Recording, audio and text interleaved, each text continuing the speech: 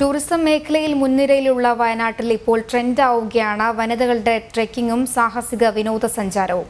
ഇതിന്റെ ഭാഗമായി സ്ത്രീകൾക്ക് മാത്രമായി സംഘടിപ്പിച്ച വനിതാ ട്രെക്കിങ്ങിൽ 30-ലധികം വനിതകളാണ് പങ്കെടുത്തത്. ജോലി തിരക്കുകൾക്കും വീട്ടുകാര്യങ്ങൾക്കിടയിലും ട്രക്കിങ്ങിനും സാഹസിക വിനോദസഞ്ചാരത്തിനും സമയം കണ്ടെത്തി 30-ലധികം സ്ത്രീകൾ വയനാട്ടിലെ ടൂറിസം കേന്ദ്രങ്ങളിൽ സന്ദർശനം നടത്തി.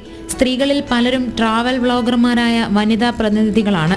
മലപ്പുറം സ്വദേശിനികളായ നൂറയും ഫെമിനയും എല്ലാം ട്രക്കിങ്ങിനെത്തിയത് കൈക്കുഞ്ഞുങ്ങളുമായാണ്. അപ്പോൾ ഞങ്ങള് എറണാകുളത്തു നിന്ന് വരുന്ന 4 യൂട്യൂബേഴ്സ് ആണ്. വുമൻസ് ഡേ അനുബന്ധിച്ച് ഈ ഒരു പരിപാടിക്ക് 3ാം തവണയാണ് ഞാൻ പങ്കെടുക്കുന്നത്. ഇതിന്റെ ആ ഒരു വൈബ് ഉൾക്കൊണ്ടുകൊണ്ടാണ് വീണ്ടും ഇത്രയും റിസ്ക് എടുത്തിട്ട് എത്തിയത്. സൂപ്പർ ആയിരുന്നു കേട്ടോ.